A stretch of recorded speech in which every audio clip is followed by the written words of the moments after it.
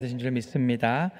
주님의 은혜 안에서 위로받고 또 평강 가운데 감사함으로 살아가시는 저 여러분 되시기를 주님의 이름으로 기원합니다. 저와 앞뒤로 인사하겠습니다. 하나님이 함께 하십니다. 이른 아침부터 지금까지 하나님과 함께 동행한 저와 여러분 가운데 특별한 하나님의 은혜가 있기를 원합니다. 오늘 여전도의 헌신 예배로 드려집니다. 오늘 한복을 곱게 입고 이렇게 안내도 하시고 사회도 보시고 기도도 하시고 하셨는데 저도 한복을 입고 올 걸 그랬나 하는 생각이 들었습니다. 갑자기 한복이 입고 싶어지더라고요.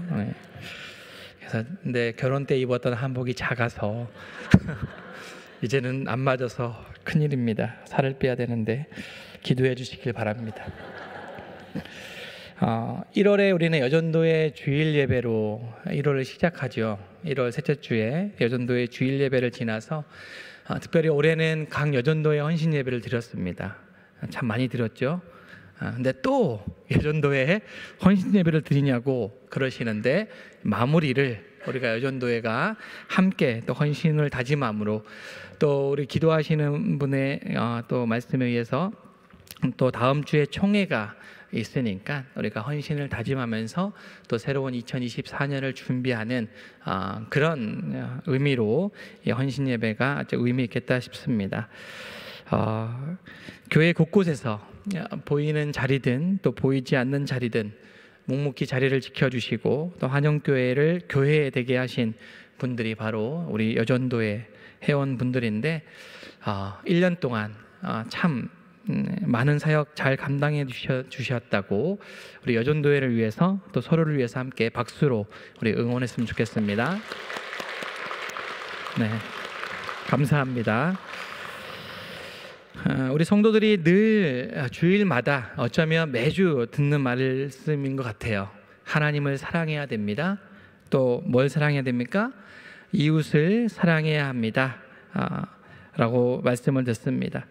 성경에 나와 있는 수많은 말씀을 압축하면 아마 이 두 가지로 귀결된다라고 해도 과언이 아닙니다. 그런데 늘 같은 말씀을 반복해서 듣고 있지만 더 이상 듣고 싶지 않은 말씀이지만 이 말씀대로 살아간다는 것이 참 어렵죠. 어렵다고들 합니다. 저 역시도 그렇습니다. 순간순간 사랑해야 한다는 것조차도 이 말씀조차도 잊고 살아갈 때가 많이 있다라는 거죠.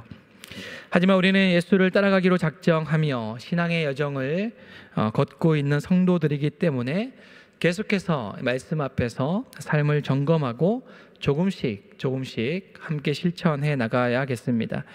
나는 어제보다 오늘 더 하나님을 사랑하고 있는가? 나는 어제보다 오늘 더 내 이웃들을 사랑하고 있는가? 돌아보셔야 된다는 거죠. 그런데 오늘 본문의 말씀은 이 말씀 하나님 사랑해라 이웃 사랑하라라는 말씀도 버거운데 더 감당하기 어려운 말씀이 있습니다. 누구까지도 사랑하라고요? 원수도 사랑하라. 너를 박해하는 자를 위하여 기도하라 라고 말씀합니다. 예수님의 말씀 중에 특별히 마태복음 5장에서 7장까지 이르는 산상수훈의 말씀들이 다 주옥 같은 말씀이지만 특별히 기독교를 이야기할 때에 세상 사람들이 가장 쉽게 떠오르는 말씀이 예수님의 말씀이 뭐냐면 원수까지도 사랑하라 라고 하는 이 말씀이 많이 떠오르는 그런 말씀 중에 하나입니다.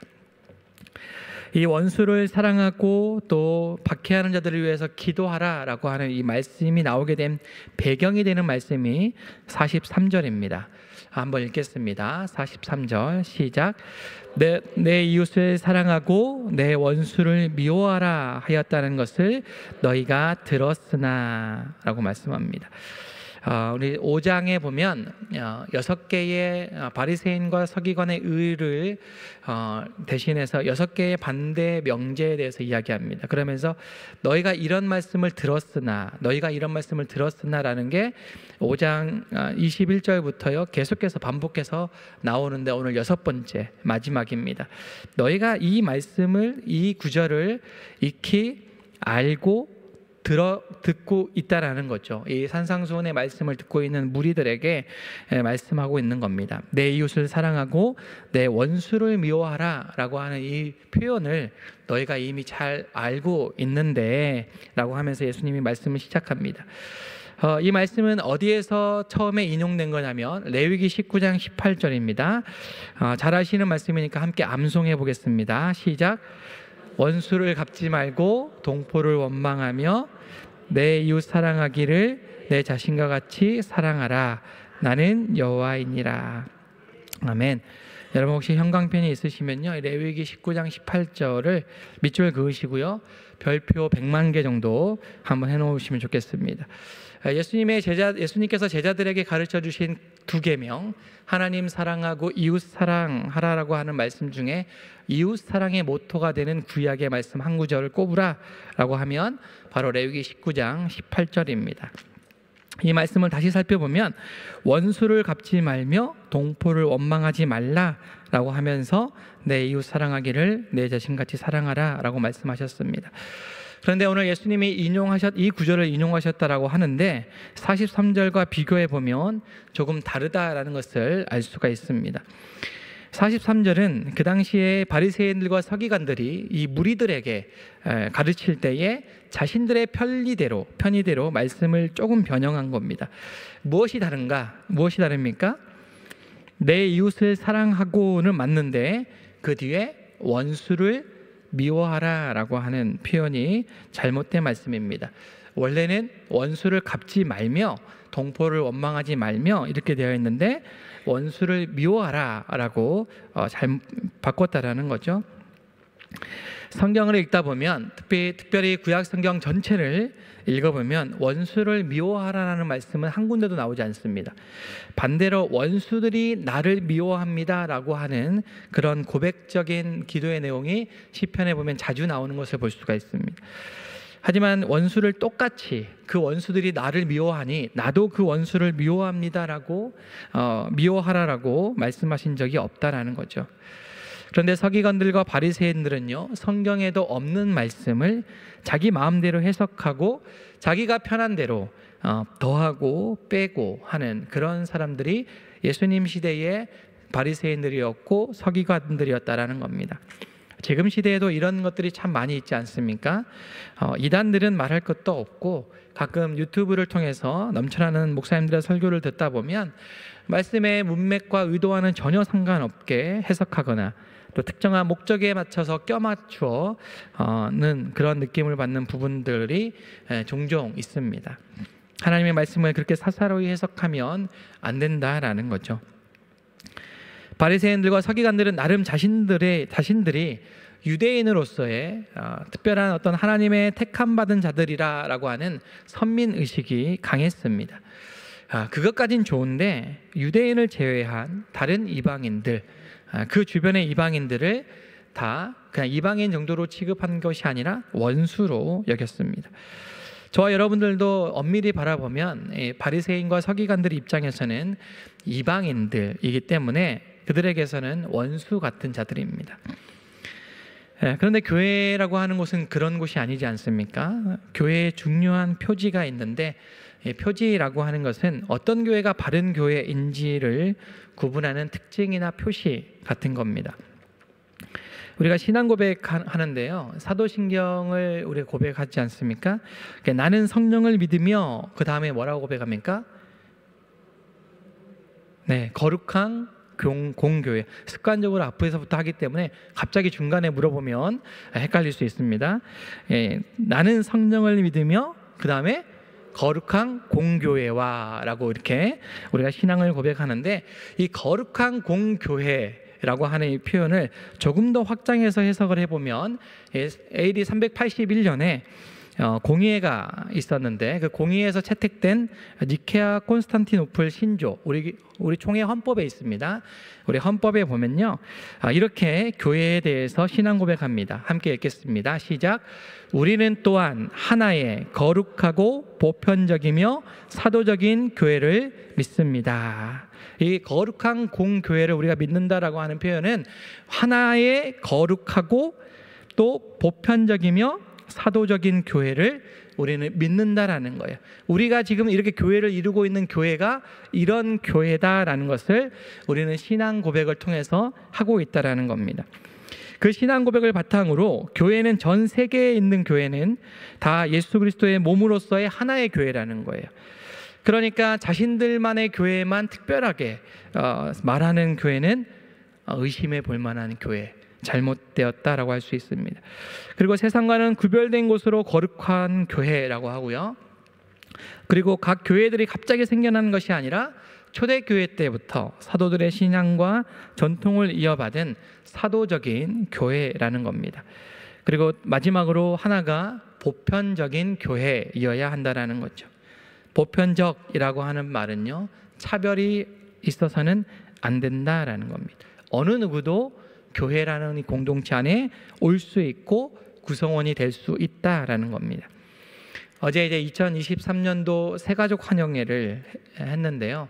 많은 분들이 참석하셨습니다. 보니까 올 한 해 동안 우리 한영교회를 통해서 등록하신 분들이 참 다양한 분들이 어린아이들부터 시작을 해서 청년들 또 어르신들까지 우리 교회에 오셔서 등록하시고 새롭게 신앙생활을 하고 계시다라는 것을 깨닫게 되었습니다. 어제부로 그분들은 새가족이 아니라 헌가족이 되셨는데, 바라건대 우리 교회 안에 어떤 새가족도 또 기존에 오랫동안 한영교회를 지키고 계시는 성도님들 안에서도 어떠한 차별도 있어서는 안 되겠다라는 거예요. 우리 여전도의 공동체 안에서도요, 어떠한 차별도 있어서는 안 되겠다라는 겁니다. 그럴 때 우리가 보편적인 교회를 이룰 수 있다라는 거고, 그것이 바로 건강한 교회의 표지라는 겁니다.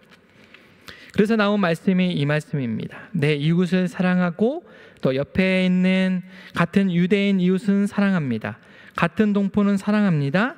그런데 다른 이방인들은, 특히 그 이방인의 앞잡이가 되는 유대인들에게서 세금을 징수하는 세리 같은 그런 사람들까지도 바리새인과 서기관들의 입장에서는 원수라는 거죠.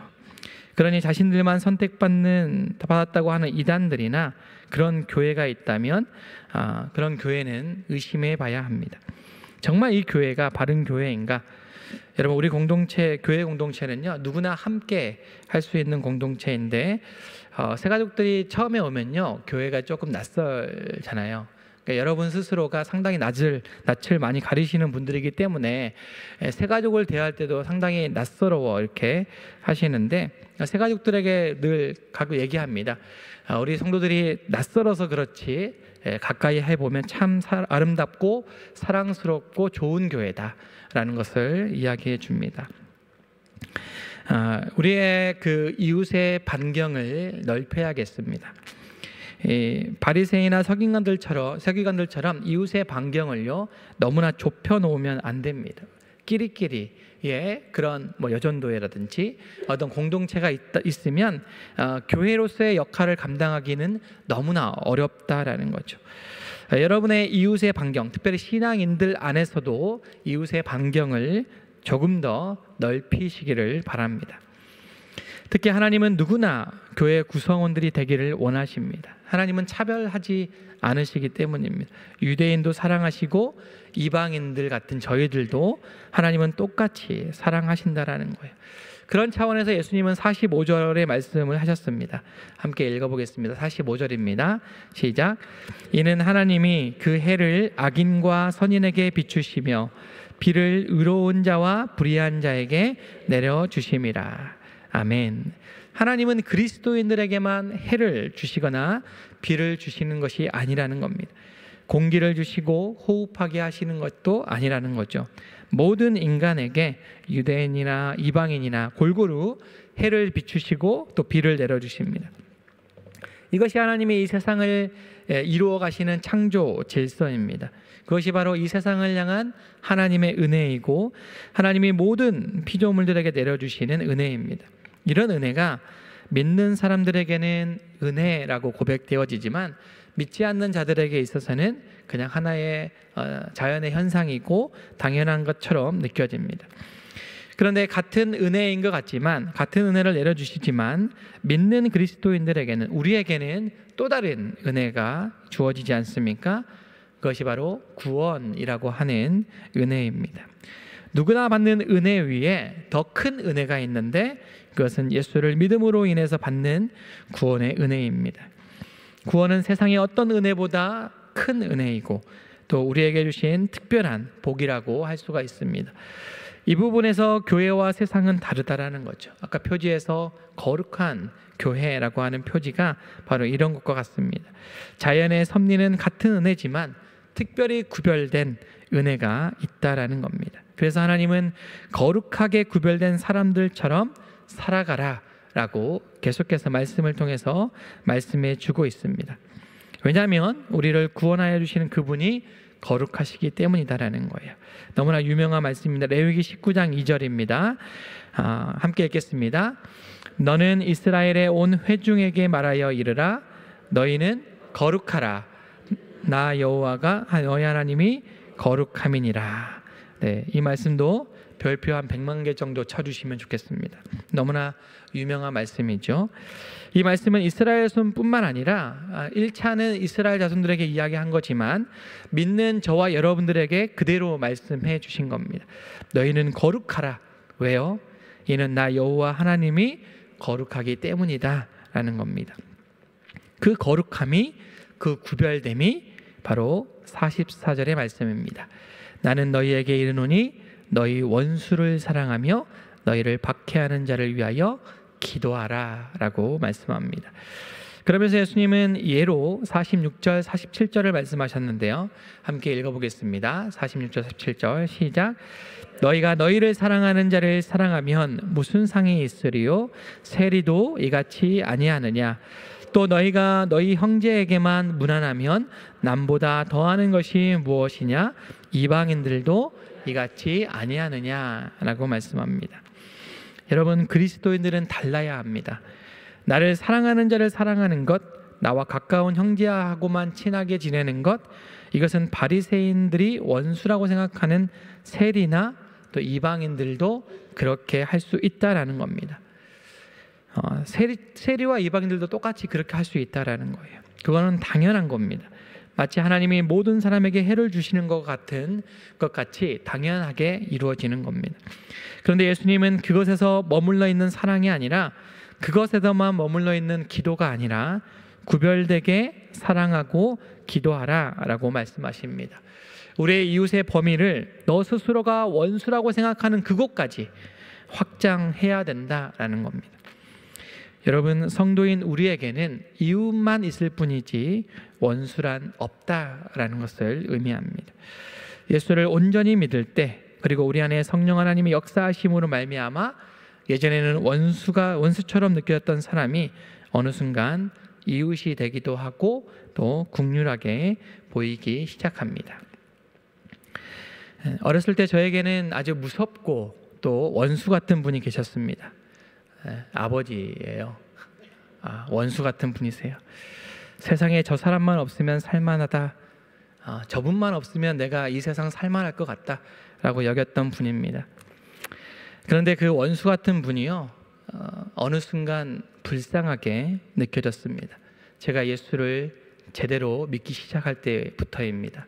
그분을 위해서 기도하기 시작했고요, 그분을 보면 가슴 한편에 아리듯이 원수 같아서 피하고 싶고 도망가고 싶었던 분이었는데 어느 순간 제 안에 아리함이 있는 분으로 느껴지기 시작했습니다.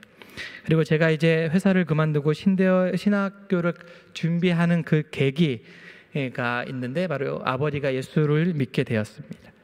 그렇게 완악했던 분이 예수님을 믿게 되었고, 긴 투병 생활 중에서 예수님을 영접하시면서 그 이후에 저를 바라보는 눈빛이, 원수의 눈빛을 바라봤던 그 눈빛이 변했다라는 것을 발견하게 되었습니다. 어렸을 때 한 번도 저에게 웃어주지 않으셨던 그분이 예수님을 영접한 이후에는 저를 바라보시며 활짝 웃어주셨는데, 그 처음으로 웃어주셨던 그 장소와 그 시간을 저는 아직도 잊지를 못합니다. 아버지가 그 아프셨기 때문에 침대에 누워 계셨다가 일어나셨는데 제가 들어왔을 때에 그 자리에서 일어나셔서 저를 바라보시면서 환하게 처음으로 웃어주셨던 그 장면을 기억하고 있습니다. 그 이후로 그분은 불쌍하신 분이 아니라 원수가 아니라 제가 사랑해야 될 사람으로 변화되었습니다. 여러분, 원수는 어디에 있습니까? 여러분의 원수는 어디에 있습니까? 네, 집에 계시죠? 가정 안에 원수 또는 왼수가 있지 않습니까? 예수님은 그런 원수부터 사랑하고 그를 위해 기도하라라고 말씀합니다. 여러분, 사랑하시길 바랍니다. 이를 악물고 이제 오늘부터 원수 끝 사랑한다라고 선포하시길 바랍니다. 집에 들어가실 때 이 집에 내 원수 없다 이렇게 선언하시고 들어가시길 바랍니다. 우리는 예수님에게서 먼저 이런 모습을 발견하게 됩니다. 예수님은 말씀만 이렇게 사랑하라, 원수까지도 사랑하라 라고 말씀하신 분이 아닙니다. 바리새인들과 서기관들은 완악한 마음으로 예수님을 원수로 여겼습니다. 예수님을 늘 쫓아다니며 비난하고 또 조롱하고 그 얼굴에 침을 뱉고 뺨을 때리고 채찍질하고 결국에 십자가에 못 박았습니다. 그런데 예수님은 그런 상황 가운데 십자가 위에서마저 이렇게 기도하십니다. 아버지, 저들을 사하여 주옵소서. 자기들이 하는 것을 알지 못함이니이다. 그 원수까지도 끌어안고 기도하셨던 분이 바로 우리 예수님이십니다. 초대교회 최초의 순교자인 스데반 집사님도 예수님을 가장 닮아 그렇게 살다가 죽으신 분입니다. 자신을 향해 돌을 던지는 사람들을 위해서 죽어가면서 이렇게 기도하십니다. 주여, 이 죄를 그들에게 돌리지 마옵소서. 원수를 사랑하고 그들을 위해서 기도했던 분들이 바로 예수님, 그리고 그분의 삶을 닮은 스데반 집사입니다. 제가 좋아하는 책 가운데, 오랫동안 좋아하는 책 가운데 월터 트로비시라고 하는 사람이 지은 사랑은 배워야 할 감정입니다 라는 책입니다. 오늘 제목이죠. 사랑은 배워야 할 감정입니다. 제가 좋아하는 이유는 가장 첫 번째는 아주 얇습니다. 이 책이 아주 얇아요. 80쪽도 되지 않습니다. 꼭 일독해 보시기를 바랍니다. 사랑 앞에서 망설이고 있는 젊은이들을 위한 책입니다. 사랑은 나이를 먹고 신체가 자라면 당연하게 생겨나는 감정인 것 같지만 그렇지 않다라는 겁니다. 사랑도 배워야 할 감정이라는 거죠. 그 책 앞부분에 보면 이런 표현이 나옵니다. 사랑과 고통은 서로 배치되는 것이 아니라 오히려 서로 필요 조건이 되는 관계입니다. 사랑이라고 하는 것은 우리에게 때때로 편안함을 주기도 하지만 반대로 고통과 괴로움, 아픔을 주기도 한다라는 겁니다. 예수님의 사랑이 그랬습니다.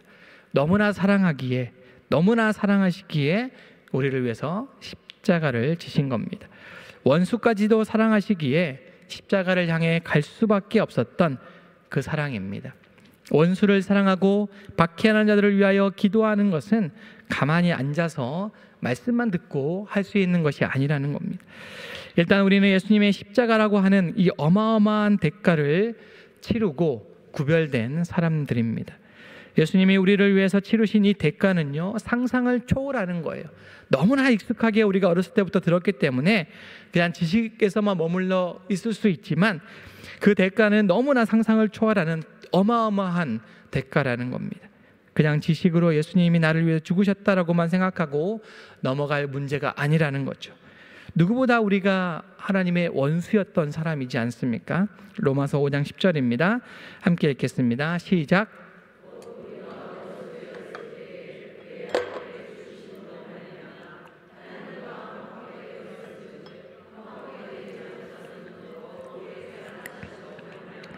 구원을 받을 것이니라.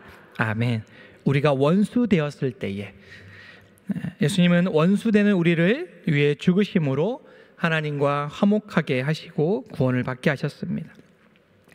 우리가 세상 가운데 세상 사람들과 다르게 예수님을 믿지 않는 사람들과는 다르게 구별되어 원수를 사랑하며 기도할 수 있는 그 근본이 바로 여기에 있습니다. 예수님이 먼저 우리를 위해서 그렇게 살아가셨기 때문입니다. 하나님이 먼저 우리를 위해 그렇게 하셨기 때문입니다.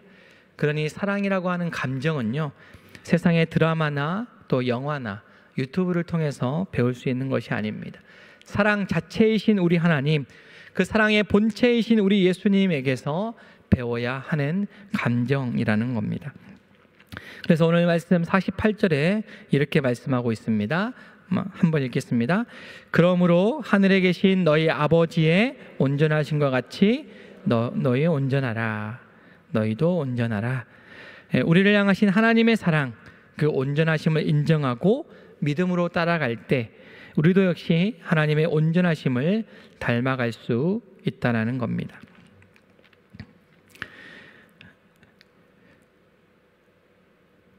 글자를 잊어버렸어요. 네. 45절의 말씀에 보니까요. 45절의 말씀 잠깐 읽겠습니다. 시작. 이같이 한즉 하늘에 계신 너희 아버지의 아들이 되리니. 여기까지 읽겠습니다. 이렇게 할 때에 하나님의 온전하심을 닮아갈 때에 우리도 하늘에 계신 너희 아버지의 아들이 된다라는 겁니다. 여러분, 아들은 아버지에게서 배웁니다. 닮아갑니다. 그러니까 외모만 닮아가는 것이 아니라 삶의 모습도 배우며 닮아갑니다. 우리의 사랑이라고 하는 감정도요, 우리 아버지 되시는 하나님께 배워야 합니다. 우리는 우리의 아버지 되시는 하나님을 닮아가는 존재로 부름을 받았기 때문입니다. 오늘 헌신을 다짐하는 여전도의 회원 여러분, 서로 사랑하시기를 바랍니다. 그러니까 여러분이 가지고 있는 여러분만의 감정으로 사랑하지 마시고 하나님께로부터 배운 감정, 예수 그리스도께로부터 배운 그 감정의 사랑으로 서로를 사랑하시기를 바랍니다. 여전도회 안에서만 사랑하지 마시고 우리 남전도에도 사랑해 주시기를 바랍니다. 우리 모두가 다 한 교회이고 한 몸입니다. 그리고 우리의 사랑의 지경이 원수까지도 넓어지시기를 바랍니다. 그렇게 예수님에게서 사랑을 배워서 그 사랑으로 더욱 은혜의 삶, 헌신된 삶을 살아가시는 우리 여전도의 회원들, 특별히 다음 주에 총회가 있는데 새롭게 회원 임원을 맡게 될 임원들에게도 또 함께 예배하는 모든 성도들도 그런 삶 살아가게 되시기를 우리 주님의 이름으로 기원합니다. 함께 기도하겠습니다. 사랑 자체이신 하나님 아버지, 하나님이 원수된 저희를 위하여 먼저 예수 그리스도를 십자가에 달리시기까지 사랑하여 주심으로 친을 본을 보여주시니 감사를 드립니다. 저희도 그 사랑을 배워 저에게 맡겨주신 가정과 이웃과 교회를 더 사랑하게 하여 주시옵소서. 예수님의 이름으로 기도합니다. 아멘.